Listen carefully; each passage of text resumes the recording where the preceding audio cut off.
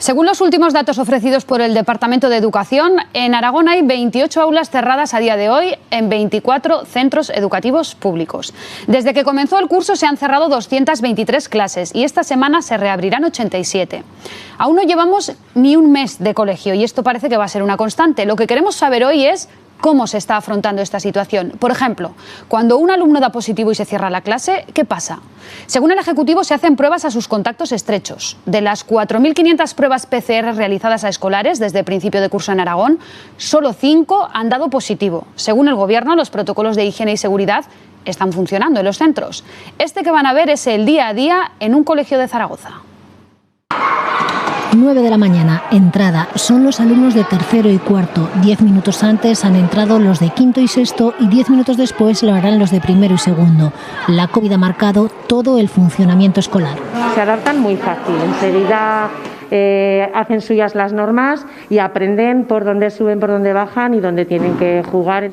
Esto es muy raro, está cambiado porque ahora ni podemos compartir material, ni fútbol, ni nada. Comienzan las clases, aunque las mesas no puedan juntarse, sí se puede hacer trabajo cooperativo. A ver cómo consigo que los críos puedan seguir trabajando en equipo y jugando sin que haya ese problema de compartir material. Como tapones, pizarras, para aprender jugando. Las mesas como estamos ahora, por grupos, pero separados. 11. Lavado de manos por turnos, en baños diferenciados. Toca almorzar. Almorzamos dentro y salimos al recreo. Recreo con un patio parcelado por clases. No hay balones. Nosotras somos las vigilantes de la distancia de seguridad. 12:30. Educación física, sin material colectivo. Se vuelve a los juegos de antes. Tenemos un aparato para desinfectar el material antes y después de su uso. 2. Fin de las clases, hora de comer. Así se hace en infantil, grupos burbuja y en sitios fijos. Los empieces son muy difíciles y el COVID no lo ha puesto nada fácil, desde luego. Fin de la jornada. Hasta la salida está escalonada y condicionada por la distancia de seguridad. Pues vamos a analizar si está funcionando todo correctamente. Lo hacemos hoy en el tiempo de entrevista con Nieves Burón, es la secretaria técnica de FAPAR, la Federación Aragonesa de Padres y Madres de Alumnos en Aragón. Buenos días, Hola, bienvenida. buenos días. Y con Mónica de Cristóbal, portavoz del sindicato CESIF en Aragón. Buenos días. Buenos días. Los protocolos, los famosos protocolos de los que hemos ido hablando durante muchas semanas, ¿están funcionando? ¿Se han ido readaptando a medida que ha ido avanzando el curso? Recordando que no llevamos ni un mes de colegio. Yo creo que sí que están funcionando y que nosotros además hemos dicho desde el principio que todos esos protocolos eran documentos vivos. Lo que quería decir es que cuando se hacen sobre un marco teórico y luego cuando hay que aterrizar en el cole, pues hay que hacer algunos ajustes. Y yo creo que en esos ajustes y en esas adaptaciones a la realidad es donde estamos ahora, pero yo creo que básicamente están funcionando. Están funcionando gracias al esfuerzo de todos los docentes que se fueron de vacaciones con una normativa y han vuelto y se han encontrado con otra diferente, entonces su esfuerzo está haciendo que el curso esté desarrollándose con la máxima normalidad permitida. ¿Cómo se actúa cuando uno de los niños da positivo? Cuando unos padres comunican al centro que su hijo ha dado positivo, ¿cómo se actúa? ¿Qué maquinaria se pone en marcha? Pues ¿Les avisan al resto de padres desde el centro? ¿Cómo se hace? La persona o las personas responsables de la COVID en el centro se ponen en contacto con los equipos COVID, con salud, y salud ya se encarga a partir de ese momento, digamos que toma las riendas del tema, se encargan de avisar a el resto de niños, de poner las fechas para hacer las PCR si hay que hacer las PCR y luego de facilitar los resultados, y se toman las decisiones que correspondan al tipo de positivo y a las circunstancias de ese positivo, porque puede haber un cierre de aula, puede haber un cierre parcial o puede no haber un cierre de aula, y luego hay que decretar la apertura del aula. En principio sí que se dijo, lo dijo el Departamento de Educación, que en caso de un positivo sí que se cerraría el aula.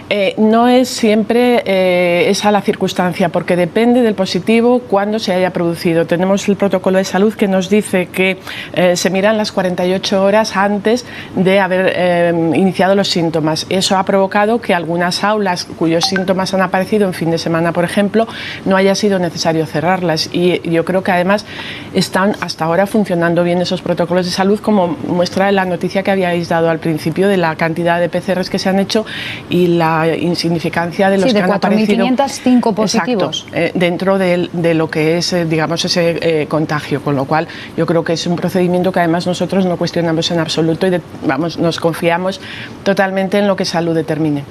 ¿Y cómo afecta al profesorado cuando hay un positivo en la clase? Pues prácticamente empezamos a conocerlo ahora. Después de 3 semanas sabemos cómo afecta ese positivo, porque es verdad que los protocolos estaban establecidos, pero o no sabíamos interpretar las normativas o todavía no estamos bastante coordinados sanidad con educación, porque en el momento a lo largo de estas 3 semanas los docentes hemos pasado de ser personal esencial, luego no hace falta ser personal esencial, las cuarentenas han sido de 14 días, luego han sido de 10, entonces no teníamos muy claro qué pasaba con el profesor que estuviera confinado, si tenía que darse una baja hasta que salieran los resultados, tanto positivos como negativos.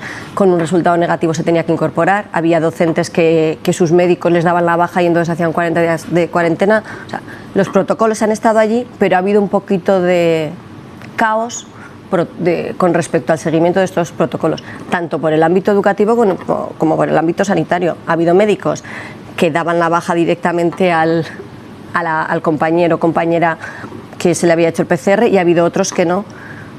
Entonces ha habido un poquito de problemas en cuanto a la interpretación de dichos protocolos. Ahora ya parece que está claro. ¿Y los grupos burbuja están funcionando? ¿Están funcionando bien? Yo creo que es un concepto al que nos tenemos que acostumbrar. El grupo estable de convivencia tiene que funcionar en el aula, pero es evidente que no es un grupo que no tenga contacto con distintos profesores y que luego además salga al comedor, por ejemplo, a otras actividades o a la vida ordinaria en su entorno.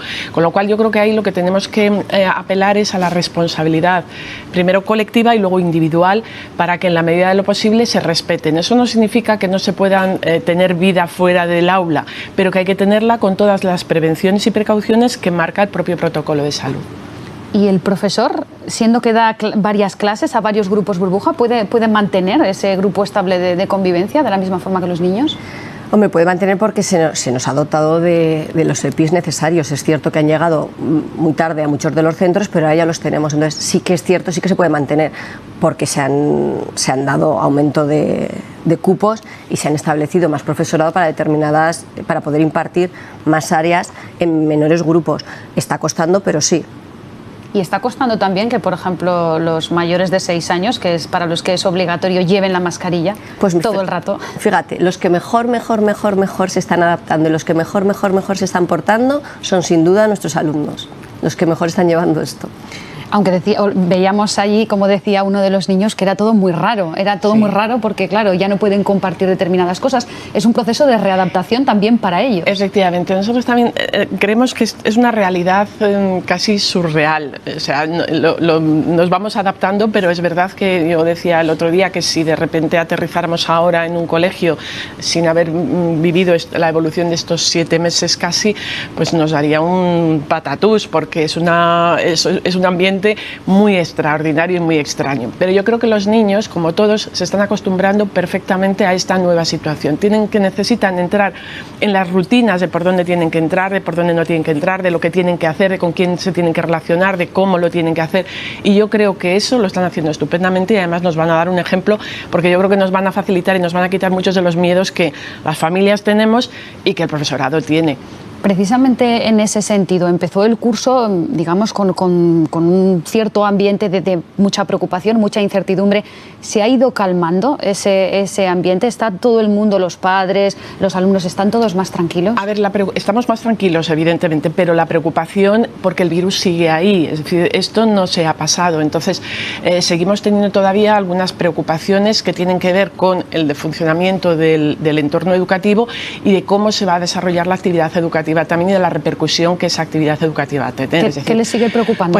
Pues mira, en primaria hacemos sus distinciones claramente. En infantil y primaria, un poco lo que preocupa en este momento es acostumbrarnos a todas esas rutinas que tiene el colegio y una cuestión fundamental es, aparte de poner en marcha que funcionen los servicios como el comedor o poner en marcha en algunos sitios el servicio de madrugadores, que empiecen a funcionar actividades extraescolares, es decir, recuperar una cierta normalidad, hay una preocupación también por lo que es cuando se cierran las aulas, la atención del alumnado en casa. Eso está generando todavía un poco de incertidumbre, pues porque estamos, yo creo que iniciando todavía el curso, llevamos eso 3 semanas, entonces tenemos que ver cómo es la atención que se va a dar al alumnado cuando se queda en casa, porque está claro que antes eran 14 días, ahora van a ser 10 o son 10 ya, pero el que los niños estén en casa no puede suponer una desconexión con el aula, y en eso se está trabajando. Y en secundaria pues tenemos una batalla con entender, explicar y que funcione la semipresencialidad. Es algo enseguida muy entramos extraño en ese asunto, porque desde luego que tiene miga, pero por seguir con infantil y con primaria, ¿cómo lo están llevando los profesores? ¿También se van adaptando poco a poco a esta nueva realidad? Poco a poco los docentes nos estamos adaptando a la realidad que nos toca vivir. Sabemos, nos ha costado muchísimo ver que los protocolos se iban a cumplir, ver que el alumnado se iba a adaptar, que nos iban a dotar del personal que era necesario, porque no solo pedíamos un aumento de docentes, pedíamos personal para los comedores, para el mantenimiento de los grupos burbuja, que se está viendo que ha habido verdaderos problemas, personal de limpieza, que higienice nuestros centros. Ahora, poco a poco, simplemente nos preocupa que se pueda desarrollar con la máxima normalidad el desarrollo curricular y del curso, que no solo son materias intelectuales, tenemos que desarrollar un montón de competencias. ¿Se han incrementado entonces las plantillas? Sí. ¿Están mejor ahora que en el inicio de curso? No en todo el número que habíamos demandado desde el principio, desde luego no para rebajar las ratios a 15, como decía nuestra ministra, pero sí, se han incrementado la dotación de plantillas, se están cubriendo las sustituciones de forma inmediata y sí que ha habido disminución de ratio en las zonas que verdaderamente nos preocupaba. Sigue habiendo aulas y picos de aula con un alumnado mayor de lo que nos gustaría para un grupo burbuja, porque es cierto que en determinados centros sigue habiéndolos, pero con carácter general sí se han rebajado y desdoblado determinados grupos y se han dotado del personal docente necesario.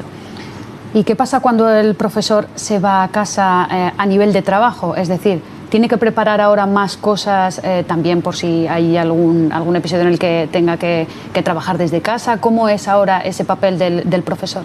Pues ese papel en el que nos hemos encontrado, que es una continuidad de lo que nos encontramos con el confinamiento total, es todos los docentes de infantil y primaria saben que puede llegar el caso de tener que estar confinados primero 14 días y ahora solo 10 en casa, que muchas veces son menos, porque desde que iniciaron el contacto a lo mejor están 5 días. Como ahora, en cuanto el docente sale con una PCR negativa, se tiene que incorporar, desde el centro sigue atendiendo, o sea que el profesorado vuelve al centro, por lo tanto desde su aula sigue en contacto con las familias, siempre que las familias dispongan de los medios materiales para poder tener ese contacto telemático. Claro, ese es un punto muy importante, los medios materiales, internet, ordenadores. ¿Cómo se está resolviendo este asunto en los hogares? Bueno, estamos esperando, ya hubo problemas en el momento del confinamiento. Sí, cuando el estado de alarma que se intentó mantener cierta actividad lectiva. Una dotación extraordinaria, rápida, de no sé si fueron 2.000 o 3.000 equipos informáticos con tarjetas y demás.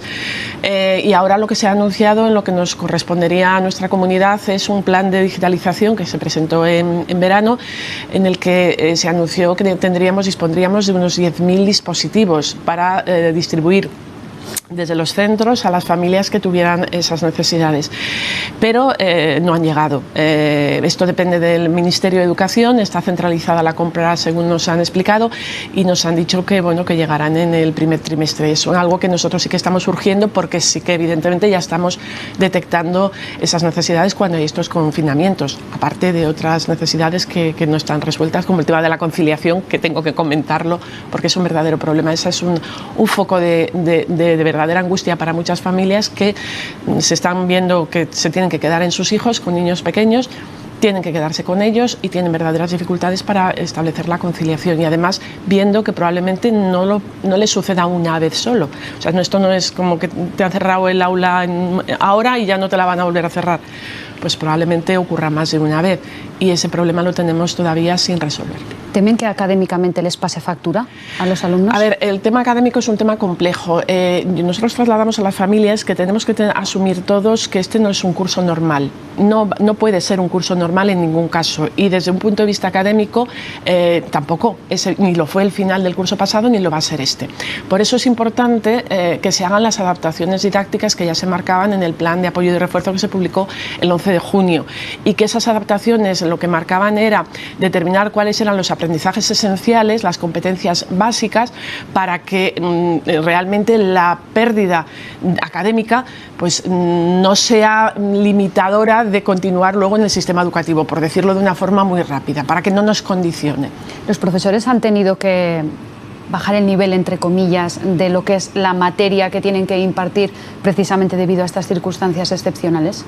Claro, no tanto bajar el nivel como readaptar los contenidos que tienen que impartir. Es cierto que a lo largo del tercer trimestre la norma marcaba que no se avanzase en contenidos, que solo hubo centros que avanzaron, hubo centros que no avanzaron. Nos hemos encontrado en este principio de curso pues que evidentemente tenemos un retraso de todo un trimestre y que no solo tenemos que adaptar, es que tenemos que ver que el alumnado que tenemos, dónde se encuentra, si en ese trimestre alcanzó los objetivos mínimos, las capacidades mínimas que se habían marcado, dónde estamos y hasta dónde vamos a llegar. Pero hemos estado tan preocupados todos, el departamento, las familias, los alumnos y los profesores, en las pautas higiénico-sanitarias, en el mantenimiento de las pautas higiénico-sanitarias, que ahora que ya vemos que el curso está transcurriendo con una normalidad más o menos relativa, asumible, sí, una tranquilidad asumible, pues tenemos que centrarnos en toda esa adaptación curricular. Lo que pasa es que nos vamos encontrando con sorpresas pues normativas y legislativas, como sin ningún tipo de negociación en el ámbito docente la ministra anuncia determinados cambios curriculares y claro, tenemos serias dificultades en poder realizar nuestro trabajo acorde a las normativas vigentes. Por los vaivenes, claro. ¿Cómo está afectando, si lo está haciendo, esta jornada lectiva continua que está habiendo este curso? Nosotros no estamos percibiendo que esté habiendo más problemas que con la jornada lectiva continua en otros momentos adaptadas. Es verdad que como no han empezado tampoco las extraescolares y quizá alguna familia está teniendo problemas en relación con la conciliación también, que mencionaba antes. Lo que ocurre es que al margen de las extraescolares, el horario de apertura del centro en principio tiene que ser exactamente el mismo que había en cursos anteriores, es decir, con un horario de jornada partida, igual que marcaba en la normativa de tiempos escolares, aunque no estemos acogidos a esa normativa ahora porque esta es una medida excepcional.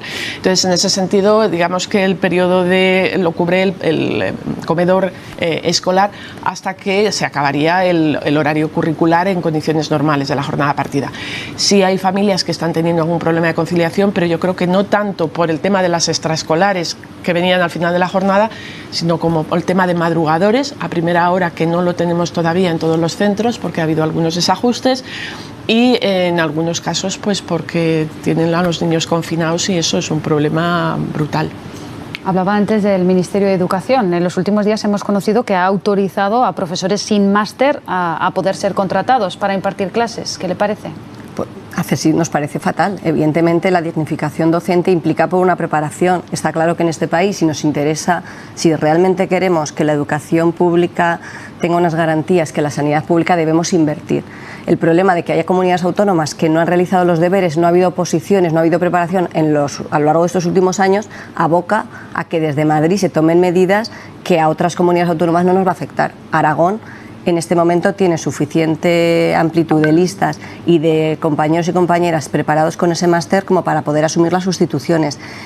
Es cierto que podemos decir que una persona sabe mucho universitariamente con respecto a un tema, pero no va a saber impartir esa materia de ninguna de las maneras y los estamos mandando a las aulas. Es como el que diga que en Instagram ha visto 4 vídeos de sanidad, lo estamos poniendo en los hospitales, porque un físico, un matemático, un filólogo tendrá muchos conocimientos universitarios de la materia, pero en ningún momento se le ha explicado o ha leído cómo debe implementar esa materia, qué materiales curriculares tiene que adaptar, qué significa una programación de aula, qué significa una reunión de claustro. Van a encontrarse en los centros compañeros y compañeras que no van a saber qué hacer con el grupo de alumnos. Si a las familias, a la ciudadanía esto le parece algo normal, a nosotros desde luego los docentes y a CSIC por supuesto no nos parece para nada bien. ¿Y a FAPAR qué le parece? Pues nosotros no hemos entrado a valorar en sí la medida porque primero porque hemos pensado que efectivamente en Aragón no íbamos a tener una afección y segundo porque en cualquier caso la hemos interpretado como una medida excepcional y como excepcional está siendo la situación, entendemos que una vez agotadas las posibilidades de que haya docentes que impartan una materia, antes de que no tengan a nadie que la imparta, que alguien haga algo. Entonces, sí que es verdad que igual que ha habido déficit en las bolsas de sanidad y en otros sectores, pues es posible que en educación también haya habido un problema de falta de bolsas, de profesionales en las bolsas. Pero vamos, en cualquier caso, nosotros abogamos por la máxima profesionalidad y dedicación, sin ningún problema. Una medida que sí que va a cambiar es la semipresencialidad, por lo menos en los alumnos de segundo de bachillerato. Empezaron todos semipresenciales, hubo quejas tanto por parte de padres como de alumnos, porque además era distinto en centros públicos que privados. Los privados sí que podían ser 100% presenciales. Finalmente, a partir de mañana, 1 de octubre, va a ser totalmente presencial para los alumnos de segundo de bachillerato, sobre todo teniendo en cuenta que tienen que prepararse en la EBAU. Claro. A ver, es verdad que esta medida la habíamos reclamado, o sea, los docentes desde el principio queríamos una vuelta presencial para poder hacer un desarrollo del curso lo más normal posible. Nos encontramos que cuando nos fuimos en julio teníamos unos planes de contingencia que pautaban esa presencialidad. Llegamos a final de agosto y nos encontramos con una semipresencialidad donde sin ningún tipo de negociación con el ámbito docente, el departamento impone que la presencialidad va a ser en primero y segundo de la ESO y el resto de cursos y etapas va a ser semipresencial. Pusimos en marcha este desarrollo y nos hemos encontrado ese problema. Nuestros alumnos de bachillerato, de segundo de bachillerato, tienen que prepararse en la EBAU. Es muy importante, es una prueba que además marcará su vida y es a nivel nacional. El alumnado de Aragón, que iba a estar, a pesar de esa semipresencialidad, atendido bien, iba a estar en detrimento del alumnado de la enseñanza privada que estaba 100% presencial. Ha sido un problema encontrarnos con esta medida después de 3 semanas de inicio de curso, de redactación. Nuestros equipos directivos, nuestros jefes de estudios, se fueron preparando unos horarios. Se han encontrado en agosto, han preparado otros horarios. Y ahora, a mitad de curso, tienen que volver a reubicar horarios, buscar espacios, que nadie tenga ninguna duda del esfuerzo titánico de los equipos directivos en aras del beneficio de nuestros alumnos. Nos vamos a adaptar y se va a llevar a cabo esta presencialidad por ellos, pero va a costar muchísimo esfuerzo tanto a docentes como a equipos directivos. Bueno, nosotros creemos que es un momento de que el esfuerzo lo hagamos todos y lo estamos haciendo todos. Yo creo que lo están haciendo los equipos directivos sin ningún género de dudas, el profesorado, pero las familias llevamos haciendo esfuerzos desde el 14 de marzo de forma especial, antes en otro sentido. Nosotros el tema de la presencialidad del segundo de bachillerato lo vimos enseguida, nos dimos cuenta de que eso era un problema. Nosotros hemos abogado siempre por la presencialidad, lo digo para que quede claro que ese es el modelo y nosotros además insistíamos mucho en que los colegios como concepto, no colegios de primaria, sino la educación tenía que ser presencial y tenían que volver a abrir las puertas, era básico. Cuando hemos conseguido que segundo de bachillerato lo sea, nos parece que está bien poder rectificar determinadas medidas y que vienen en aras de lo que decíamos al principio. Vamos a hacer los ajustes que sean necesarios en cuanto podamos hacerlos y veamos qué se pueden hacer. Nuestra preocupación ahora es cómo garantizamos la calidad de la semipresencialidad y ahí sí que creo que tenemos mucho que trabajar todavía. Por tanto, ¿les gustaría, una respuesta rápida les pido, que esta medida también se extendiera, por ejemplo, a tercero y cuarto de la ESO y a primero de bachillerato? Por supuesto, a nosotros nos gustaría, lo que tenemos dudas de que sea factible por espacios y por problemas organizativos. ¿Sería factible? Si las medidas higiénico-sanitarias, hay un aumento de dotación de personal, aumento de personal de limpieza y aumento de espacios, por supuesto. Una última pregunta también, les voy a pedir que sean muy rápidas, que nos quedamos sin tiempo. Los días festivos de las fiestas del Pilar, ¿se está estudiando si se mantienen, si se cambian? Bueno, nosotros no hemos entrado a valorar exactamente los días de las fiestas del Pilar. Lo que sí que hemos entrado a valorar y queremos que se valore es que, puesto que hemos empezado de forma escalonada y ya se han perdido días, que significa que no se cumple el calendario escolar mínimo de 175 días para determinadas enseñanzas y cursos, que se valore cómo recuperamos parte de esos días. Si es en fiestas del Pilar o es en otras, no entramos. Nosotros entendemos que ha habido una planificación, que nos ha costado mucho planificar el desarrollo curricular, modificar a estas alturas, sin entrar a valorar si es necesario o no evitar las no fiestas por un colectivo específico de alumnado que engloba una parte muy corta. Tengamos en cuenta que el calendario escolar no solo es para niños de infantil y primaria, el calendario escolar abarca todas las etapas educativas, escuelas oficiales de idiomas, escuelas de artes, adultos, no solo a los de los alumnos de secundaria obligatoria. Mónica de Cristóbal, Nieves Burón, gracias por acompañarnos y arrojarnos un poco de luz en cómo está yendo este comienzo de curso. Gracias a las dos.